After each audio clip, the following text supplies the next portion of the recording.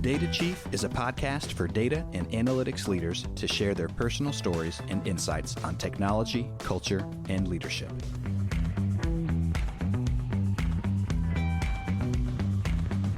Welcome to the Data Chief. Welcome to the Data Chief. I'm your host, Cindi Howson. Now, I know many of you, when you're listening to the Data Chief podcast, you're doing things like gardening, or for me, I am vacuuming my house with my SharkNinja hardwood floor vacuumer. And my favorite thing is actually the steam mop. So guess who our guest is today?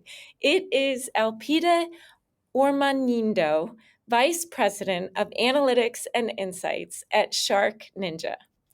Elpida's journey in the data space spans CPG, big box retail, and formative insights that have fueled her career as a data leader. Today, we'll explore how SharkNinja uses data to fuel its rapid growth around a range of products. I just mentioned a couple. Elpida's perspective on AI in the workplace and customer experience, and how she uses data to get thousands of workers an instant pay raise. Elpida, welcome to the Data Chief. Thank you. Very happy to be here. The Data Chief is brought to you by ThoughtSpot, the AI-native intelligence platform. Anyone can leverage natural language search and generative AI to explore any data, ask any question, and uncover actionable insights faster. Learn why industry leaders like NVIDIA, Hilton, Capital One, and Huel rely on ThoughtSpot to drive their business on data. Experience the future of intelligence at ThoughtSpot.com. Yeah, it's a fun company with a lot of fun products to explore. So I'm glad you're testing some of ours and you like it. Oh, not just testing. Use them, definitely. Great. So Elpida, you've moved around the world. You travel around the world. Where are you joining us from today? Today I'm in Seattle. Yeah, Okay. It's a little bit rainy, but still very beautiful. Yeah, and I think about, I had not realized quite how broad the SharkNinja product portfolio was until I had an opportunity to visit one of the sites. So maybe tell me a little bit more about how broad the portfolio is. Yeah, and I think, Cindi, like this is probably our best kept secret. We're in over 25 categories, and we are adding new categories and new product every year at a very rapid rate. Innovation is what we do. Like that's the job, I think. And I didn't know that when I joined the company either.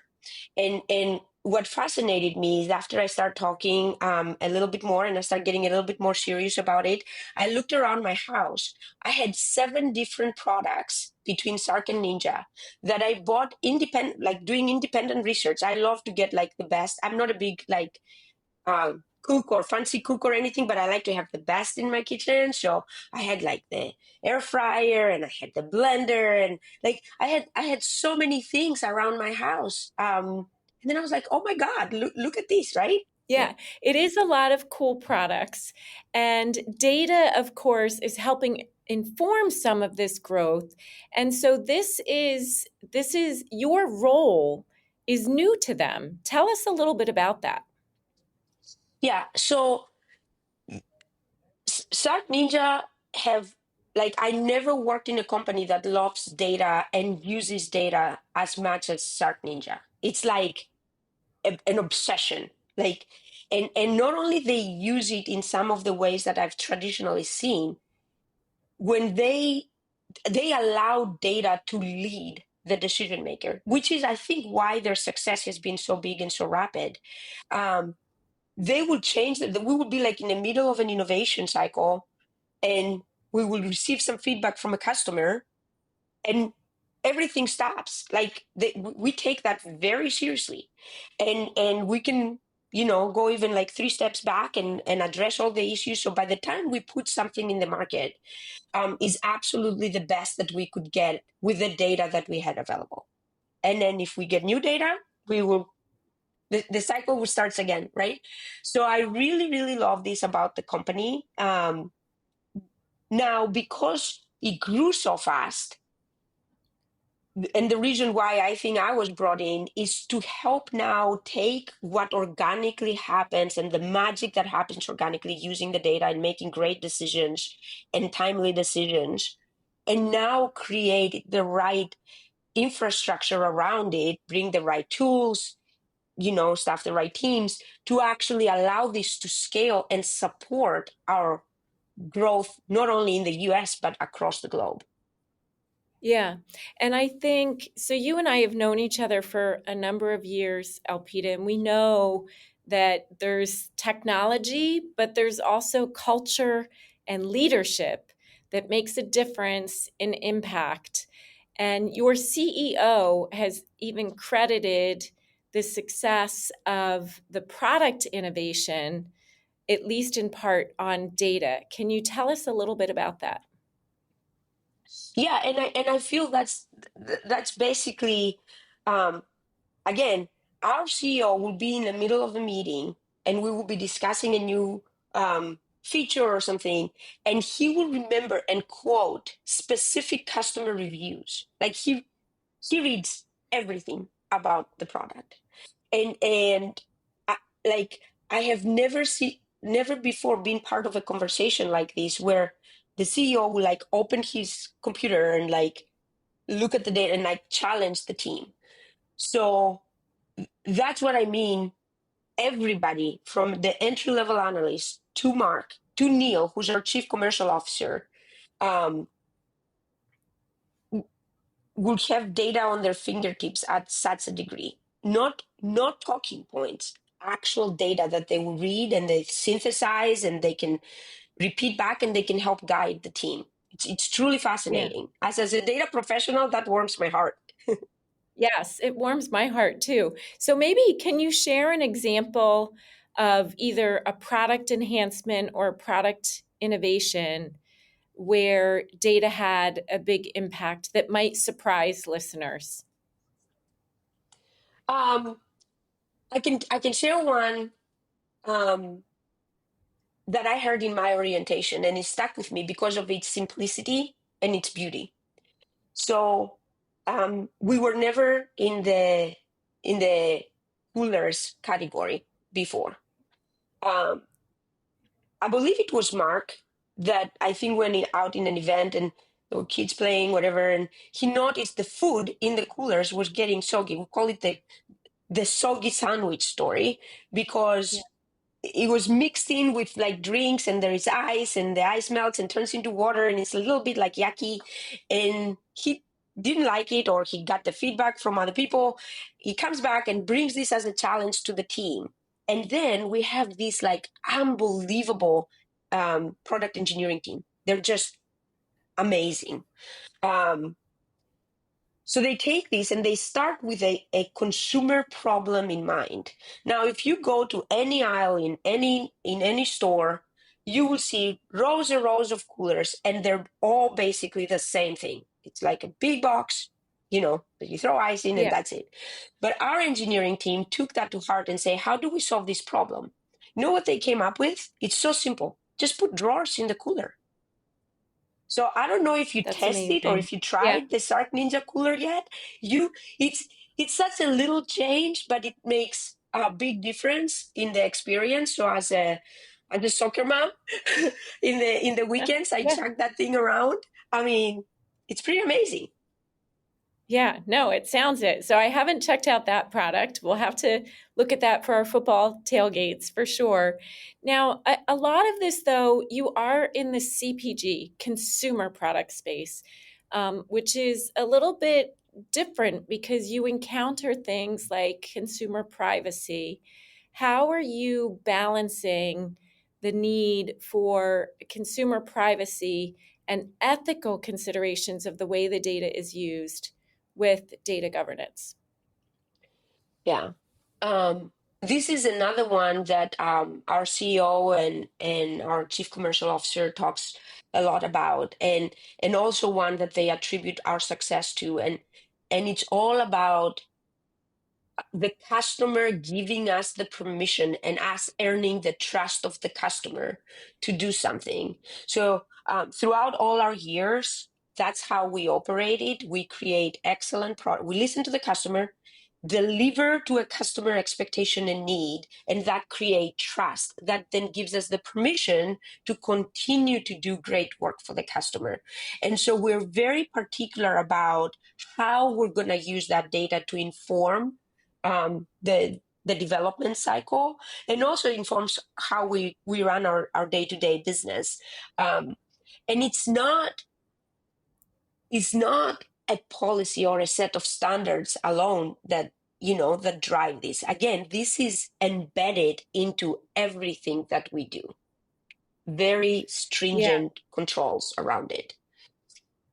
It's one thing when it's a policy that the data team develops. It's another thing when every leader walks the talk and practices it. Exactly. I think that really makes the difference. And it comes from the very top, and you see it in every layer of the business. Yeah. And Elpida, you're working at a high growth CPG company, but your time in CPG this is not your first. You've had a long history here. Tell us a little bit about how you came to focus on data and insights within this category. So I didn't start out in data, as you know. I was in agriculture. And when I came to the US to study, it was, pretty intense. And after I finished my undergrad, I was like, man, I really need to do something that would require me not to speak and write so much in English. And I switched into statistics at the time, because math is a global language, and it was a lot easier, to it was almost like a little breather for me. And I just fell in love with the discipline. I used to work in a statistics lab as part of my graduate program, and all the people from the university would come in, and we would see everybody's like thesis, and we would help them write their materials and methods sections. And I just loved that aspect of it. And, I kept getting more and more into it over the years. And then I started even at work. And so for me, it's not necessarily the industry. It's more that I have a skill with numbers, and I get to put it to work and help people improve in all different areas of the business. May that be supply chain or finance or customer. And that's the part that I really like. Yeah. CPG just happened because I love customers. I love how you refer to math and data as a universal language. I think that's a beautiful thing. I hadn't thought of it that way before. And you have used data across a range of use cases and companies. What can you share about this pay raise that you made happen for so many workers early in your career? Yeah, that was a very interesting case study. And that's where another very data-driven and very innovative company, although most people don't see it as such because they're so big and they do so many other different things, right? So in my very early years when I was at Walmart, I had just moved from Sam's Club operations to Walmart US. And it was a very kind of tumultuous time in the economy with the job market and the quality of the jobs. And, we were trying to figure out, automation was getting to be a big thing. The self-checkout was was just like starting to go. And when you look at all these factors, like we had to make a decision, like what's the right thing to do. And we had built a team for Walmart US. It was definitely not just me, but we've built a team and we talked to so many people, more than 100,000 existing employees or candidates or even previous employees, to just figure out like, why is it that people go to work, and specifically why people go to work at Walmart. And then when we heard everything, we looked at our kind of offering as an employer against what people were looking for. And all we had to do then is just like streamline the two and make them align a little bit better.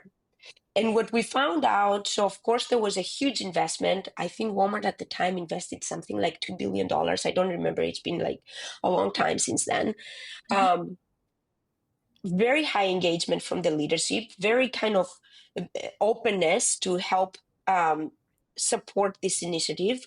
And what we found out is by making the right investment and then connect the investment to specific actions that drive desired output and help specifically connected to productivity gains, actually resulted in huge success.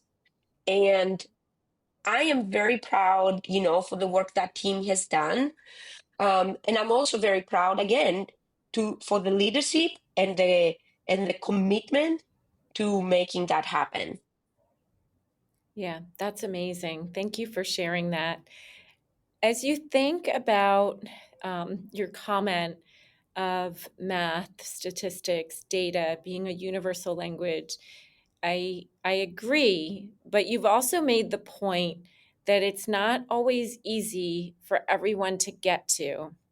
And your father has shaped your thinking of how we should be able to work with data. Can you share that? Yeah, I can. It's a funny little factoid. I always get frustrated in the corporate environment when my internal stakeholders and my partners and my teams struggle to get the data that they need in the format that they needed at the time that they needed to make a decision. And you heard me say this before. I'm a firm believer that value gets created at the time of consumption. We create value for the business when data gets consumed, not when it gets connected, not when it gets processed, not when it gets synthesized, only when it's being used to drive decisions that create value for the company. So this is always something that plays in my head. And this particular day, I was like really frustrated. And my dad was sitting there and he's playing in his iPad and we were talking and I'm talking and he jumps up and he made this comment about Taylor Swift broke up with her boyfriend. And I was like, what? And if you saw my dad, I mean, think about a Greek, like the stereotypical older Greek male. He doesn't speak a lot, doesn't speak English at all. And very kind of like old school. So he's talking about Taylor Swift. And I was like, what? And he was right. Like he nailed the incident. So I spent time with him and I asked him questions. And then I see what he's doing. He has his little iPad and he goes to the news tab and then he used the translator and he reads the news without speaking the language in a country with a whole like pop culture that he knows nothing about, and he's informed. And in that moment, Cindi, I was like, how is this okay? That this happens in the general kind of population. And in my business, somebody has to give over their firstborn child to get a report that works to solve a business problem. It just doesn't make sense. So it crystallized in my head that my mission now in life is to actually help democratize, and I mean this with all the weight of the world, data and insights, so that everybody in the business can do their jobs better.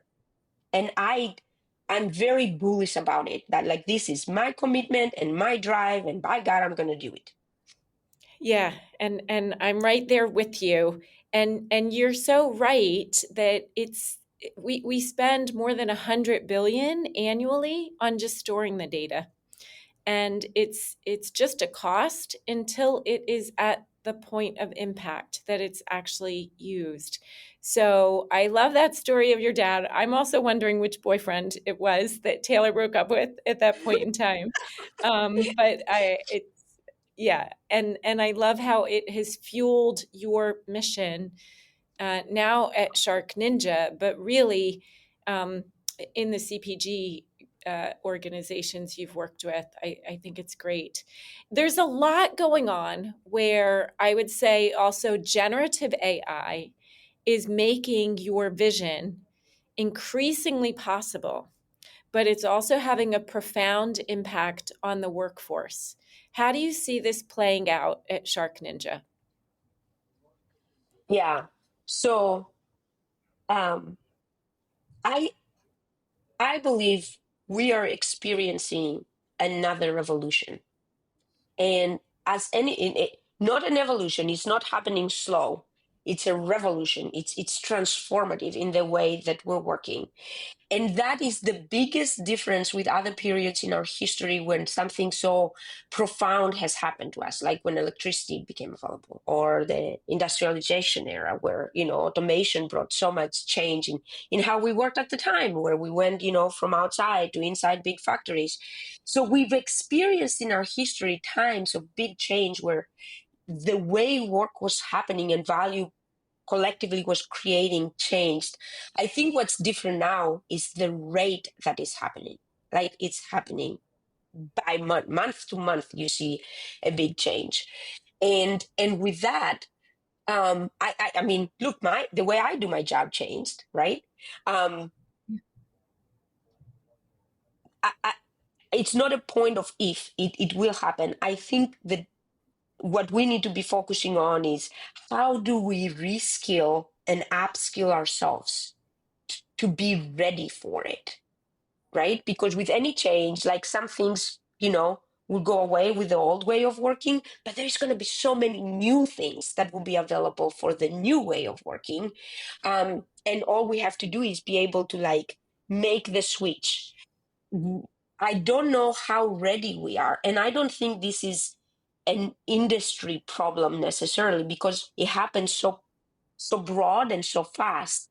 I think, and I spend a lot of time working with academia, for example, like what do we do to prepare the next generation of workforce that will enter, into our businesses, to be ready for this, to think fast, to be able to pivot, to use new technologies.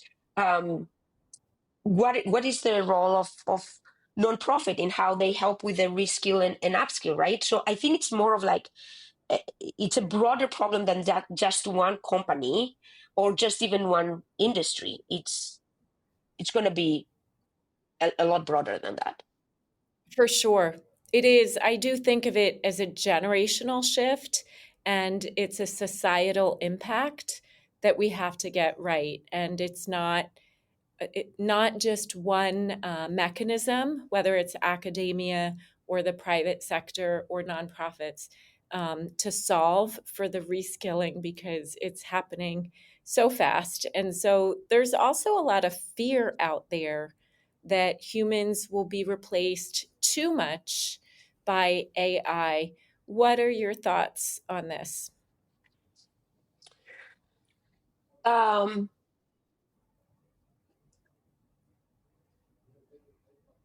so I'm a big history buff. If you studied ancient Greek history and you go and study the golden age, right, the golden era when Pericles was leading Athens, that was the time that arts and sciences flourished the most out of all our history in Greece. And this is the time when people worked the least, I should say, right?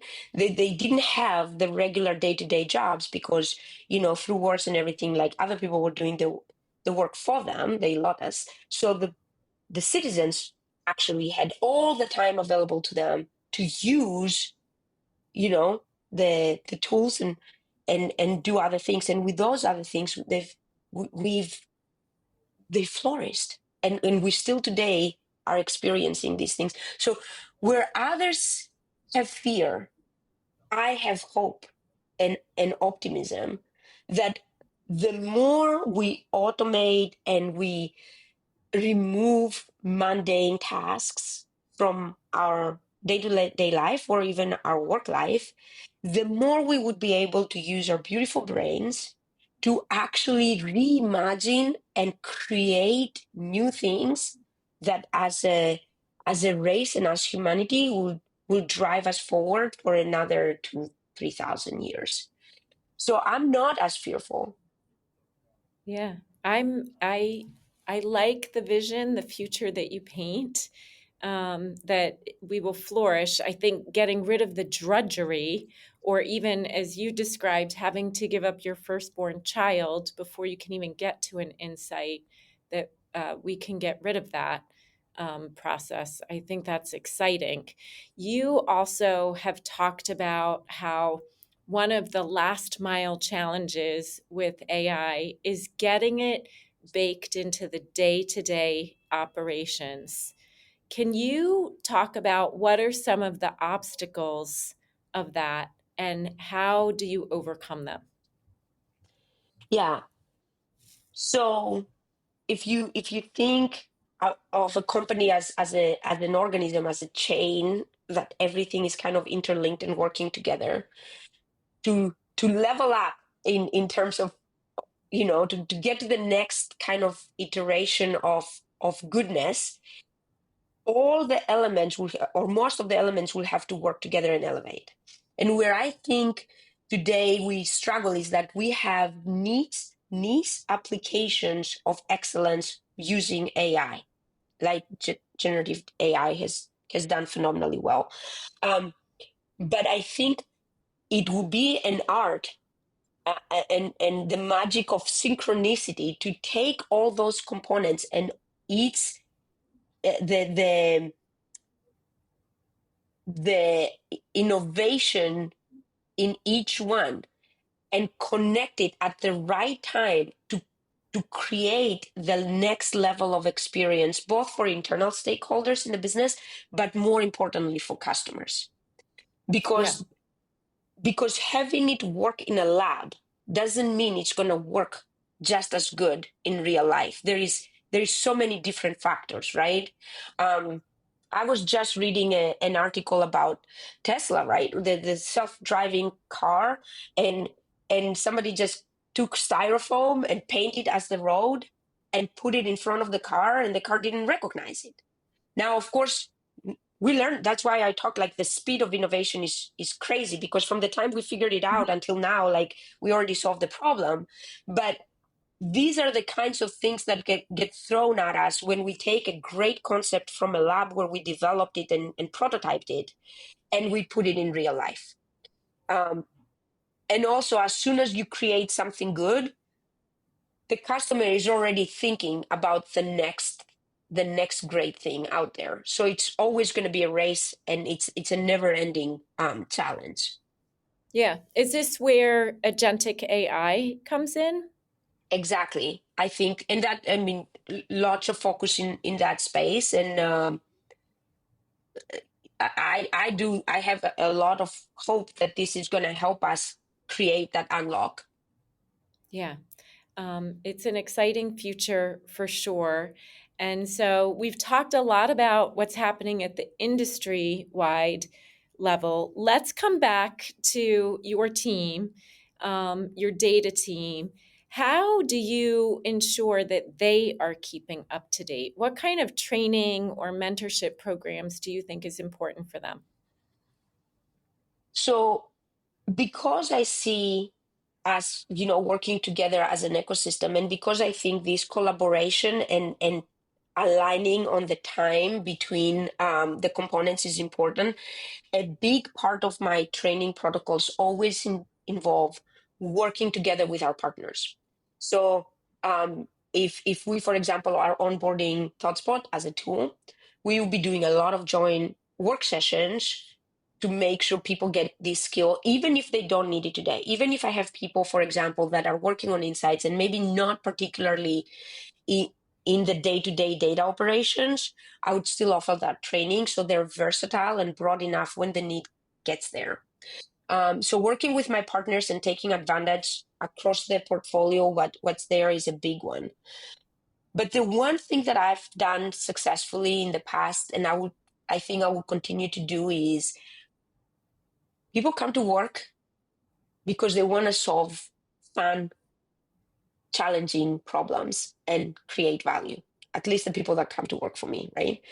So I try to always have, like, I call it a parking lot, and I have these great questions that come to my mind. And then as time, we can always do those problems. We still have to run the day-to-day business.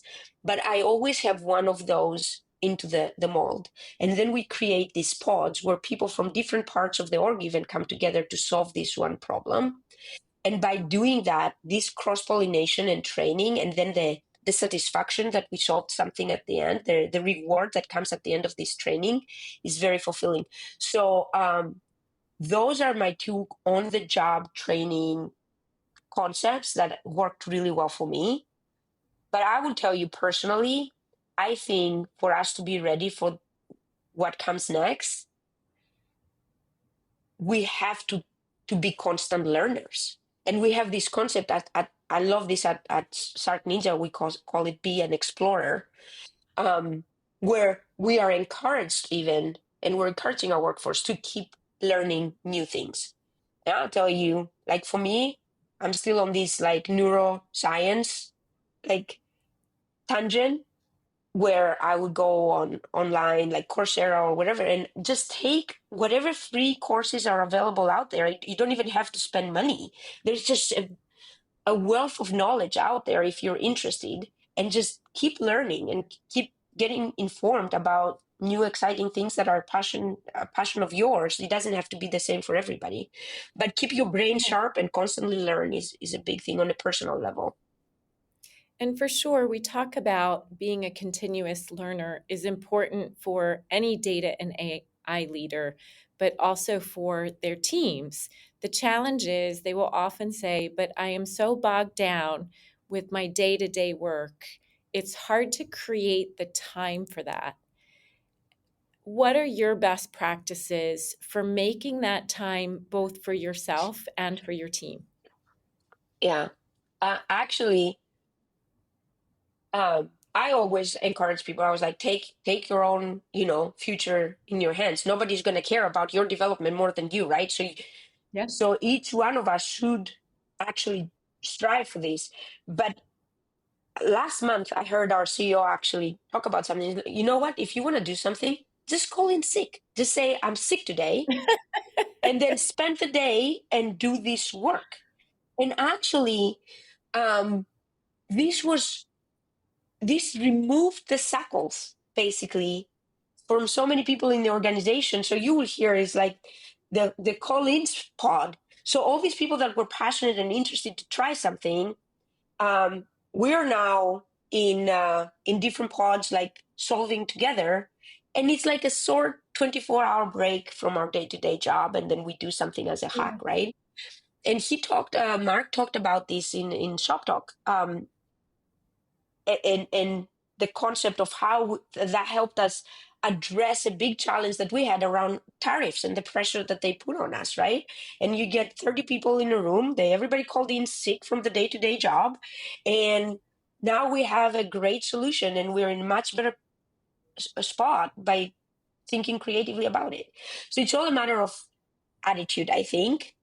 Now, you can do that all the time, and not everybody can do that every day, but when it's necessary, there's always, if there's a will, there's a way.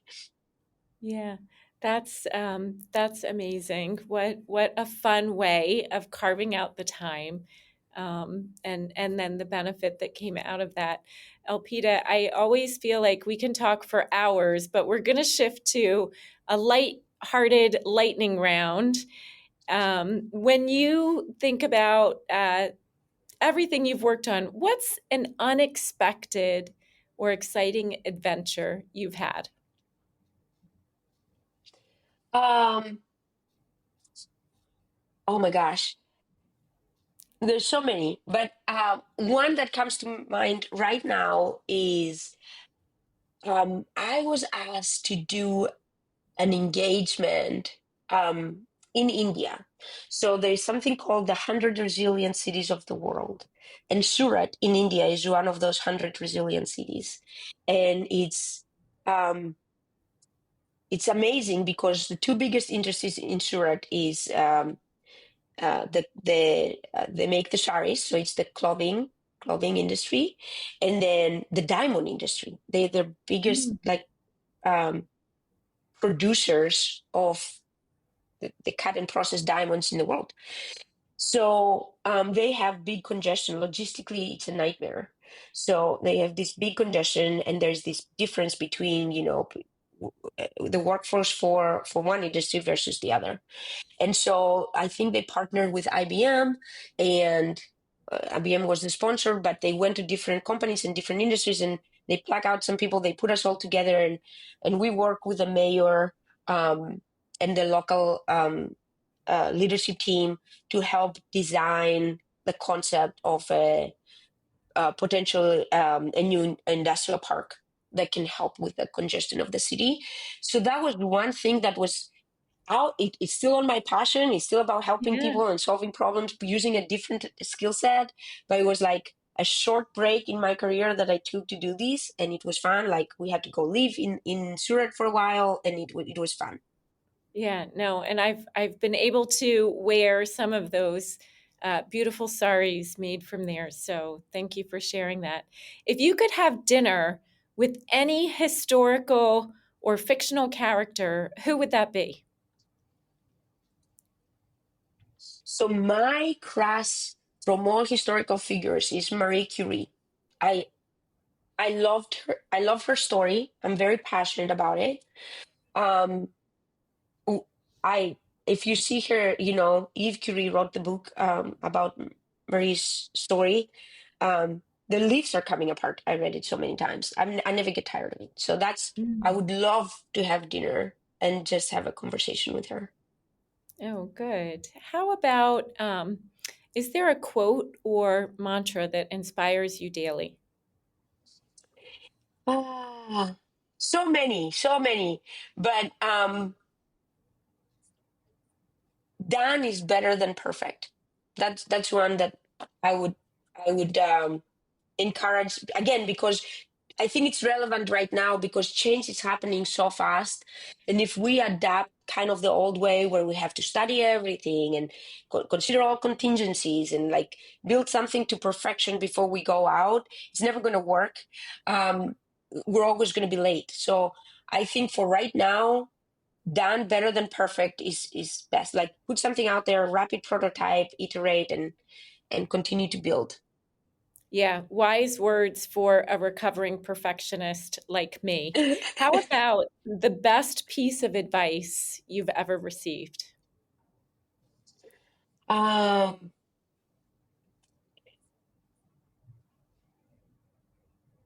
I get excited very often, and I like to, you know, I like to commit to stuff. So the best advice I got is you can do anything you want, but not everything you want.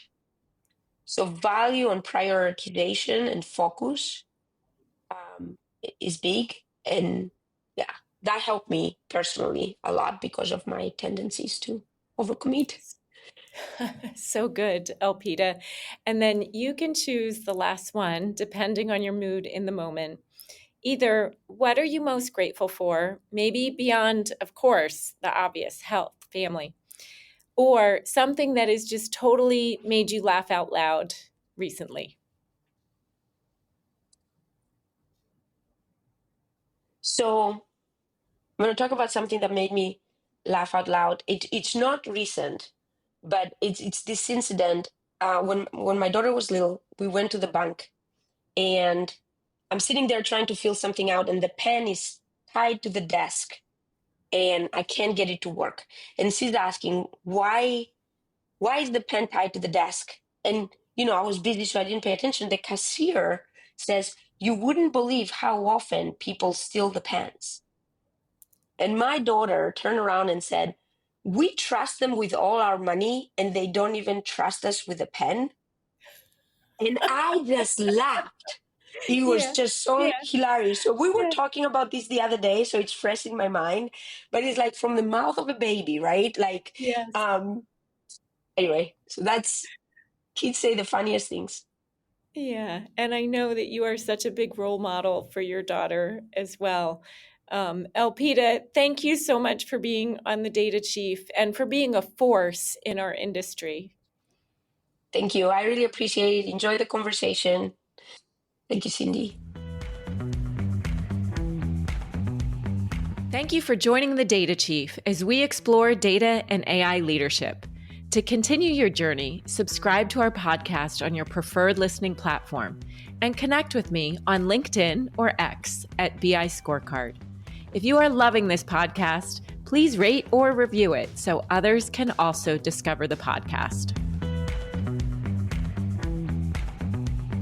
The Data Chief is brought to you by ThoughtSpot, the AI native intelligence platform built for everyone to create personalized insights, drive data decisions, and take action. Learn how companies like Lyft, Brambles, and Navan are leading the way at ThoughtSpot.com.